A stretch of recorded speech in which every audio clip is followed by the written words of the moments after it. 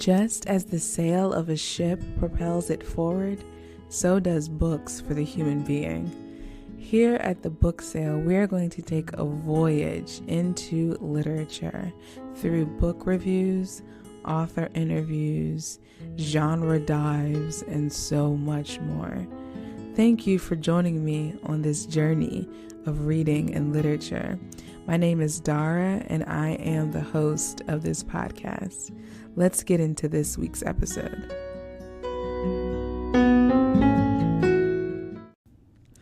Hello, everyone. Welcome to a new week. This is the book sale, and my name is Dara, and I'm extremely excited to be talking with you guys this week.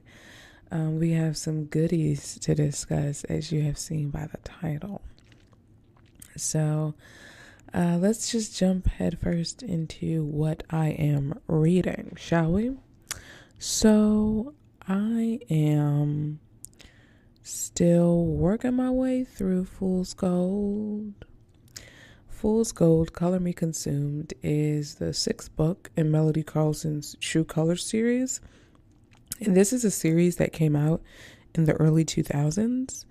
And this is a series that I read when I was a teenager.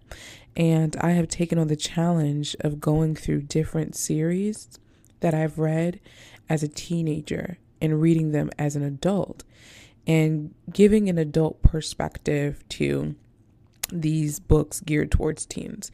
Because it's funny, in mainstream literature, there's this whole entire genre called YA, young adult, and it's read by adults. But funny enough, with young adult, the main character is a teenager, and anything younger than a teenager is middle grade, and anything, I'm guessing, if the character's 20 and over, it's considered adult. But young adult is the teenager, YA as it's affectionately known.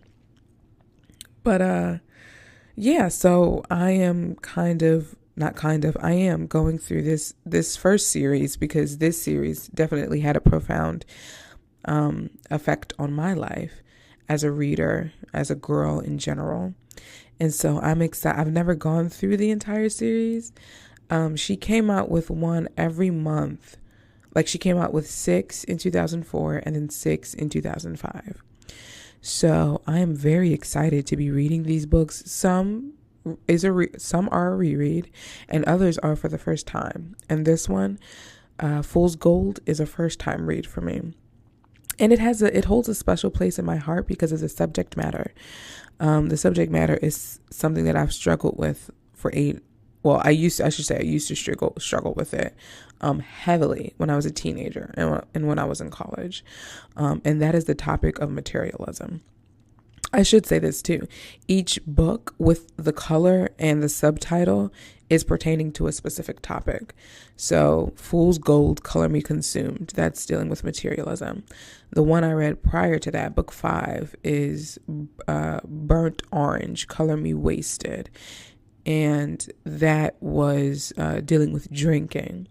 And then the one after this, I believe, is I think it's either the cutting one, Blade Silver, or it's either Faded Denim, with dealing with eating disorders. But either way, the titles are so catchy. I love it. And so far, my favorite has been book 5. And I'm actually going to put a review of that book up on my YouTube channel. I guess I should announce this, right? I'm starting a personal booktube channel. This is something that I'm passionate about, is books, as you know, as noted through this podcast. But I wanted to also kind of capture my essence in terms of my facial expressions, and just my overall sense of joy and glee when it comes to talking about Christian fiction.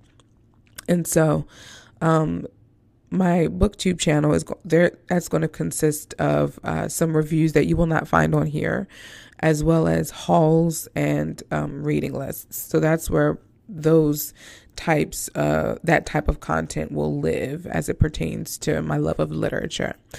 And so this podcast will kind of be a deeper dive, if you will. And then my booktube will we're kind of floating on the surface, if you know what I'm getting at. You know what I'm saying? Still haven't finished Lit though. Okay. Lit is my nonfiction read. You know what, guys? I feel like I'm just going to change my goal of nonfiction books. So last year my goal was 6 books, but I feel like, and then I just put the same goal for this year. But right now I am just like, listen, let's just try to get through the quarter with a nonfiction book. Okay. So I'm trying to get through the quarter with one nonfiction book, and that's Lit. And mind you, I started Lit in November. But I got carried away with Christmas reads and other stuff. Enola Holmes I got carried away with. Man. So, yeah, I'm still working my way through Lit. And then my classic read for the quarter is The Curious Case of Dr. Jekyll and Mr. Hyde. And I read a couple of chapters and I was kind of over it. And I picked up Fool's Gold because my goal was I was going to read in its entirety The Curious Case of Dr. Jekyll and Mr. Hyde, as it's only 98 pages, but I just couldn't. So I kind of put it down, and I am now on Fool's Gold. So yeah. I think that is it in terms of what I'm reading. Still working my way through my Bible reading plan. Still in the thick of 2 Kings and 2 Chronicles. So not much has changed there. But I will say I am excited for our topic this week. We are still in Black History Month. And I want to bring before you some nonfiction Black authors. Some of these people you may know. Some of these people you may not. All of them have a platform. All of their books are worthy to be read. I also want to put a plug that there will be an accompanying blog post so that I don't have to flood this description with all the authors and links to their books that I named. So if you go on to the Avenue 89 site, you'll see I'll put the link in the description, but you will see a blog post that will detail each book, or the specific book, the author, and how to purchase said book. And these books cover a variety of topics, which is why I picked these specific books. And the special thing about these books that I've picked, I haven't read any of them. These are books that I'm genuinely interested in reading. Will I read them this year? I don't know. I can't promise you that. But I know that these are books that have incredibly piqued my interest. So let's take a quick break and then we'll get into those authors and their books. Hello, everyone. I wanted to take this time to talk to you about an amazing platform called Anchor. Anchor is truly your one-stop shop for all of your podcasting needs when it comes to recording, hosting, distributing your podcast. It is 100% free, and it's so, in the words of Geico, it's so easy a caveman can do it. And what's so cool is that you're also able to monetize your podcast. If that's something you are interested in, Anchor has developed a sponsorship program where they're able to match you up with sponsors so that you can now be financially supported with you doing your podcast. So you guys, if you've ever wanted to start a podcast, if there's something that you're passionate about, like I'm passionate about words and books, so I started this podcast, I implore you to download the Anchor app on your Android or iPhone device and get going. Don't sleep. Don't hesitate. Stop procrastinating. Get to recording your podcast so that you can be one step closer to achieving your dreams. And we are back. Let's get into these beautiful Christian Black authors in the nonfiction space. So straight out the gate, we're going to talk about Jackie Hill Perry. She is a poet, a rapper, and now an author. She has a Bible study on the book of Jude that is out. But the book that I want to talk about for this episode is Gay Girl, Good God, the story of who I was and who God has always been. This is a topic of interest for me because this is something I talked about with my church family last week. I want to be able to break down this kind of unspoken wall between the church and those who participate in that lifestyle, those who are gay. I know for me, and I'm just being transparent, I used to be uncomfortable around people who were in that lifestyle because I never really was taught and never really knew how to engage them. And so I'm really just wanting to open myself to loving these people, how Christ would love them, speaking truth in love, of course, but just learning more about that in general, like what all that entails. So let me just read to you the synopsis. I used to be a lesbian. In Gay Girl, Good God, author Jackie Hill Perry shares her own story, offering practical tools that helped her in the process of finding wholeness. Jackie grew up fatherless and experienced gender confusion. She embraced masculinity and homosexuality with every fiber of her being. She knew that Christians had a lot to say about all of the above, but was she supposed to change herself? How was she supposed to stop loving women when homosexuality felt more natural to her than heterosexuality ever could? At age 19, Jackie came face to face with what it meant to be made new, and not in a church or through contact with Christians. God broke in and turned her heart toward him right in her own bedroom, in light of his gospel. Read in order to understand. Read in order to hope, or read in order, like Jackie, to be made new. This was published by B&H Books. It is 208 pages, and it came out September 3rd of 2018. So again, that's Jackie Hill Perry. Her husband, Preston Perry, is also a poet. They met circulating in the same poets circle through P4CM. It's funny because even how he proposed was at a poetry event. It's on YouTube. You guys could check it out. It's Preston Perry, and his poem's called Covenant, and that was his proposal to Jackie. But they are funny. You guys should follow them on Instagram too. She is hilarious. And they also have a podcast together called 30 Minutes with the Perrys. And I'm going to link the blog in the show notes as well. And I included their podcast in my blog post, Christian Black Podcasters You Should Listen to. So be sure to check that out.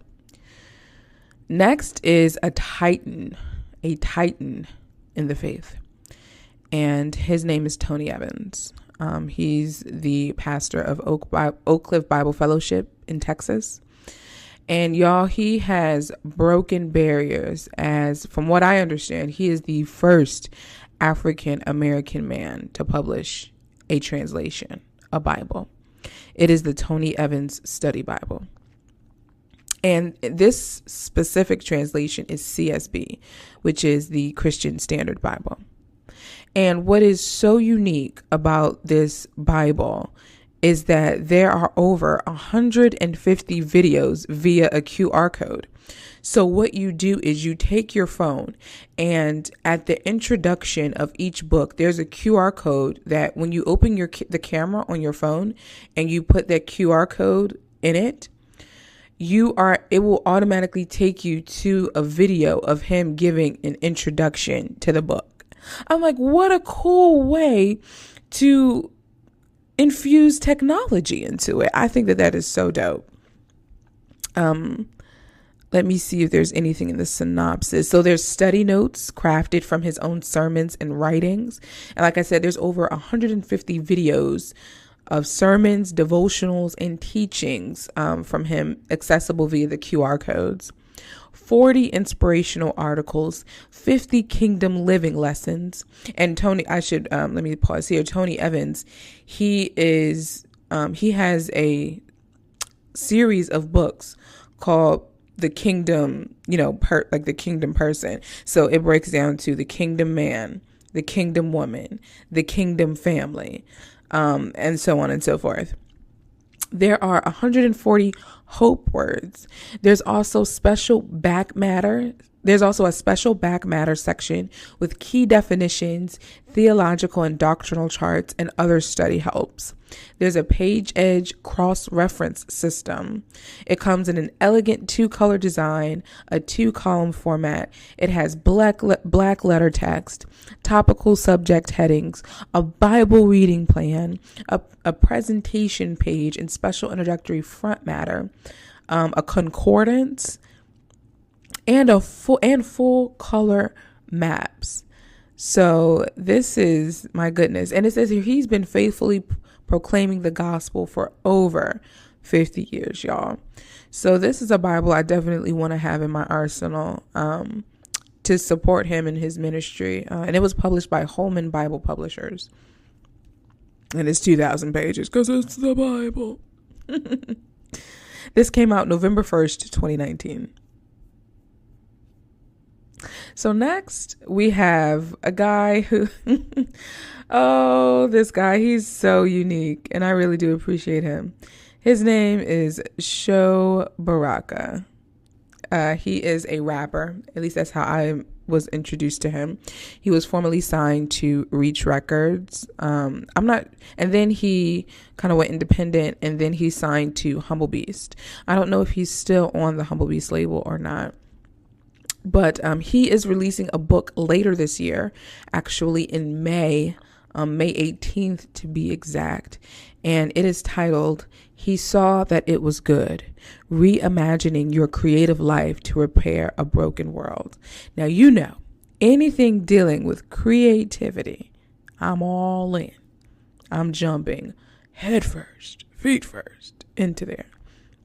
And what's really cool, Chris Broussard, who is an ESPN commentator, he did the foreword. So that's pretty dope. Let's get into this synopsis. You were created to help bring truth and beauty into this broken world. God made you with an imagination and a yearning for justice. No matter your calling or vocation, you can help shape a better world around you through your creativity. But that doesn't mean it will be easy. We are surrounded by toxic stories and bad cultural thinking. We're held back by incomplete theology. But does it have to be like that? Is frustration the end of the story?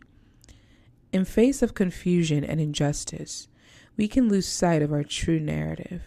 The one that started in a garden and wants to make our real lives better today. And He Saw That It Was Good. Activist and recording artist Sho Baraka wrestles deeply and honestly with these questions. He gives you permission to do the same and shows a hard-earned path to creative change. With Sho, you'll engage with art, justice, and history.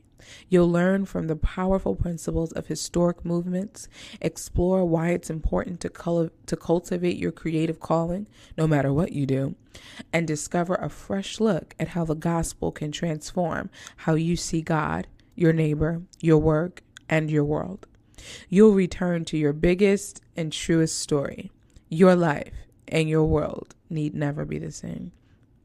A deep exploration of the intersection of faith, creativity, and justice from acclaimed hip-hop artist and creative polymath, Sho Baraka. I love that. First of all, that word, polymath. Can we talk about it? Okay. So, I should be saying the prices of these books. Forgive me, guys. Let's go back a little bit. So for Jackie Hill Perry, Gay Girl, Good God, the Kindle version is $8.22 as it stands on Amazon, and the paperback is $14.98. And those are the only formats for the book.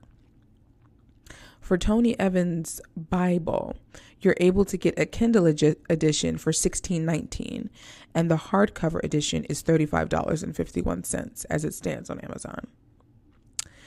And then for Sho's book, The Kindle version, as it's in pre-order, you can pre-order it right now. The Kindle version is $11.99, and the hardcover version is $22. Now, I'm definitely going to get the hardcover version because this book looks beautiful. Like, the cover is amazing. It's really, really beautiful. So I'm definitely going to get the hardcover. All right. Next, we have Reading While Black, African American Biblical Interpretation as an Exercise in Hope. Did I mention the publisher information for Show? Hold on. Who is publishing Show's book? So Show's book is 224 pages, and it's I don't see a publisher. Let me go down a little bit. No, they aren't revealing who the publisher is. Now that's interesting. I wonder if he's self-publishing it. Okay. So Reading While Black, African American Biblical Interpretation as an Exercise in Hope. This was released September 1st, 2020. And this is a book I actually own that I am planning to read. So it's won a bunch of awards. A key element in the fight for hope, he discovered, has long been the practice of Bible reading and interpretation that comes out of traditional Black churches. This ecclesial tradition is often disregarded or viewed with suspicion by much of the wider church and academy, but it has something vital to say. Reading While Black is a personal and scholarly testament to the power and hope of Black biblical interpretation. At a time in which some within the African American community are questioning the place of Christian faith in the struggle for justice, New Testament scholar Macaulay argues that reading scripture from the perspective of Black church tradition is invaluable for connecting with a rich faith history and addressing the urgent issues of our time. He advocates for a model of interpretation that involves an ongoing conversation between the collective Black experience and the Bible, in which the particular questions coming out of Black communities are given pride of place, and the Bible is given space to respond by affirming, challenging, and at times reshaping Black concerns. Macaulay demonstrates this model with studies on how Scripture speaks to topics often overlooked by white interpreters, such as ethnicity, political protest, policing, and slavery. Ultimately, Macaulay calls the church to a dynamic theological engagement with Scripture in which Christians of diverse backgrounds dialogue with their own social location as well as the cultures of others. Reading While Black moves the conversation forward. So this was published by IVP Academic, which I think IVP is InterVarsity Press, and they are very much a theological publisher. So this is right up their alley. It's 208 pages, and like I said, it came out September 1st. So this also speaks to something that I'm interested in, which is learning how to approach topics of social justice from a biblical worldview. Normally, last year, I was very afraid to do so because the view that I hold is very countercultural.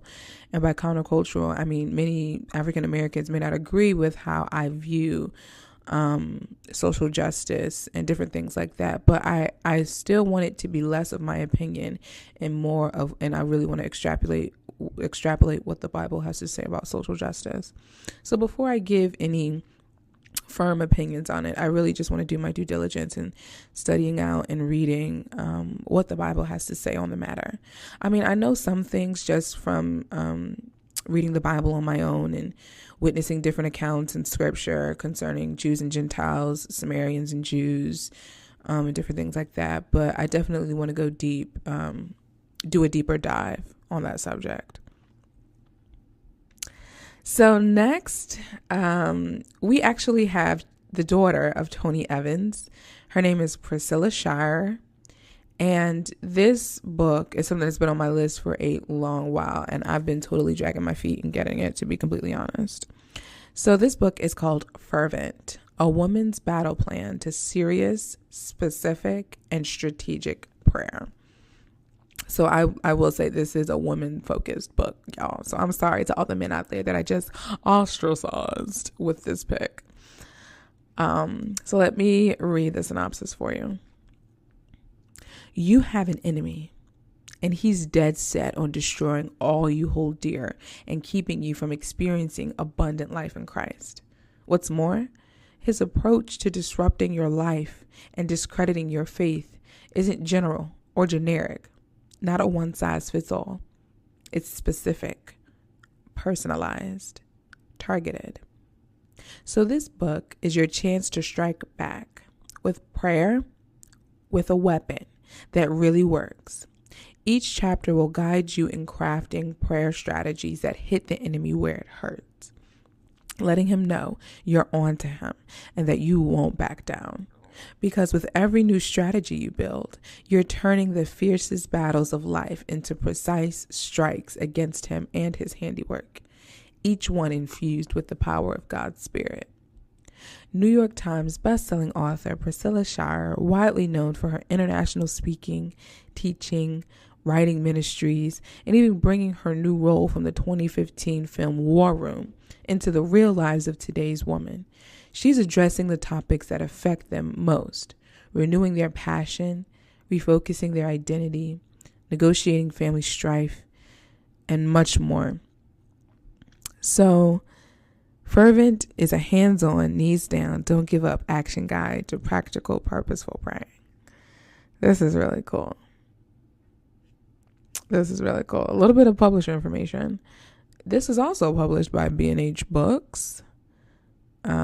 208 pages, and it came out August 1st, 2015.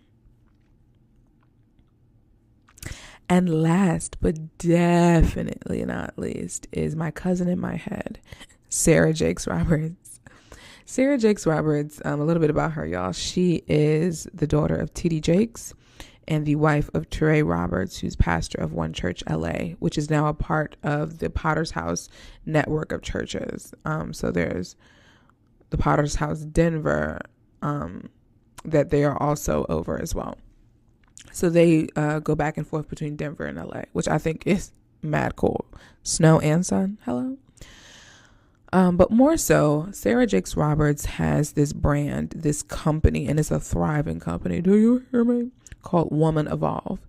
I was first introduced to Woman Evolve through her podcast. And it began as a podcast. And then literally, as the name suggests, it evolved. It became a conference. And then it's a clothing line. She also has a TV network. And she just launched a book club. The book club is a subscription book service. And I'm sure there's other stuff that she has that I'm just forgetting, but this woman is a multi-passionate, multi-streamed incomed woman, businesswoman. Okay. And so the book is actually called Woman Evolve. Break up with your fears and revolutionize your life. This is also another pre-order. It comes out April 6th. Did I give you guys the pricing information? I keep forgetting that. I'm sorry. So the pricing information, let me go all the way back to Reading While Black. So the Kindle version of Reading While Black is $14.99. The paperback version of Reading While Black is $16.26. And then for Fervent, the Kindle version is $7.16. You can get the audiobook for $17.95, or the paperback is $7.54. And now for Woman Evolve, let's get into the synopsis. As the first woman, Eve was also the first woman who had to deal with the mistakes of her past. In a dramatic reinterpretation of Eve's story in Genesis, Sarah Jakes Roberts shows how the slow seduction of our minds can knock us out of our orbit. Pastor Sarah guides women in identifying the dragons that have taken them down, then encourages readers to get into a new orbit as she reminds them enmity is a two-way street. Everyone faces trials and everyone will mess up, but past failures should not be the focus. A person's purpose in life does not change, it evolves. In the same way, someone should not be attached to who she was, but to who she can become. Chapters include Identify Your Weakness, Silence is Golden, Touch But Don't Eat, Naked is the New Black, You're Gonna Mess Up, Rest in Hope. Woman Evolved teaches women that they can use failures and mistakes to break through to their future. Like Eve, they do not need to live defined by the past. Pastor Sarah says, bruised heels can still crush serpents' heads. Oh, this is being published by Thomas Nelson. It's 224 pages, and it's coming out April 6th. So I gave you guys some goodies, huh? I hope you guys were able to take some notes, but you could also, refer to the blog post for a more detailed list of this as well. You'll be able to click the links directly to purchase these books so you can know where to get them from. So with that, let's get straight into this epilogue.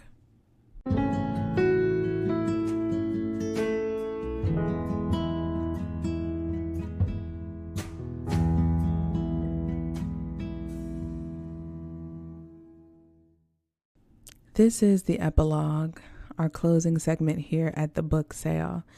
And I just want to say thank you so much to those of you who listen, who are subscribed to the podcast. We have reached 1,000 plays. And I just want to say a heartfelt thank you. I'm just very grateful. I'm very grateful that even if I was only talking to one person, but I'm just very grateful that there are people out there who find this information useful, who find these episodes useful. And I pray that you guys can keep coming back and learning more, discovering more, being inspired more, motivated more, encouraged more. I can go on and on and on, but thank you. Also, I want to note that you guys are able to leave voice messages for this podcast as a way of engaging. There's a link in the show notes where you can leave a voice message with a comment. If you want to specifically comment something, whether it was to last week's episode where I talked about literature and the African American, if you want to shoot me a book idea that you want me to review, or even a topic that you might want me to cover on the podcast, be sure to leave me a voice message so that I can, again, it's a way for me to engage with you guys. And I am, sorry guys, I'm looking at my notes here. Yes, so I also, like I said, there will be an accompanying blog post to this episode, and be sure to check out the other blog post I did called Christian Black Podcasters You Should Listen to. I really know it helps. I already know it helped out one of my friends from college. So yes, I feel like I say thank you so much, but I genuinely mean it. Thank you so much for listening to this podcast. Please rate and review so that the algorithm on the Apple Podcasts can say, oh, wow, what's this here? Let's pick this up and put this out on Front Street. So the more ratings, the more reviews, the more eyes the podcast can be put in front of to know that this type of content is out there for them to consume. So when you leave a rating and review, I'll also read it here. You'll definitely get a shout out from me for sure. So be sure to rate and review the podcasts. I know you're able to do that on Apple Podcasts, not on Spotify. And maybe I should check Google Podcasts to see if you're able to do that on there as well. I know for me, my two main mediums of podcast listening is Spotify and Apple Podcasts. But I'll be sure to check out the other platforms that this podcast is on, such as TuneIn, Stitcher, Podbean, Overcast, and there's some others as well. So with that being said, a concluding thought would be read Black authors. I'm just very excited to have been able to celebrate Black History Month in this way with you guys. I am gonna, like, this was my way of celebrating Black History Month. So I'm probably gonna go back to, I don't want to say a regular episode, but it may not be Black centered or African American themed next week. So yes, I'm very, like, we have a packed schedule for this season, guys. I'm very excited for this season. We're going to be ending this season celebrating Asian American Pacific Islander Month. And I'm very excited about that because that is not a culture group, at least in literature, that I am privy to. So I'm so excited to just learn and interview some authors, read some books. Now, I will say I won't do as big of a breakdown like I did for Black History Month because, again, I don't know much. So I can't give a literary assessment of Asians' relationship to literature as I did with the African American, because that's not my experience. But if you are out there and you're listening to this and you happen to be of the Asian ethnicity and you are a Christian and you read literature, that's a very specific demographic. But if by some happen chance you're listening to this, you definitely need to leave me a voice message and let me know what else is happening with, if there are Asian Christian authors that are out there that I don't know of. I know some in the fiction space, but I'm one in the nonfiction space, I think, would be Francis Chan. And is Rob Bell? I don't think Rob Bell is Asian. Wait, I don't think Rob Bell is Asian. No, the first one that came up was no, he's not. He's not Asian. Sorry, guys, I have my computer right in front of me. So, I'm going to close the podcast here. Thank you so much for listening, and I will talk to you guys in the next episode.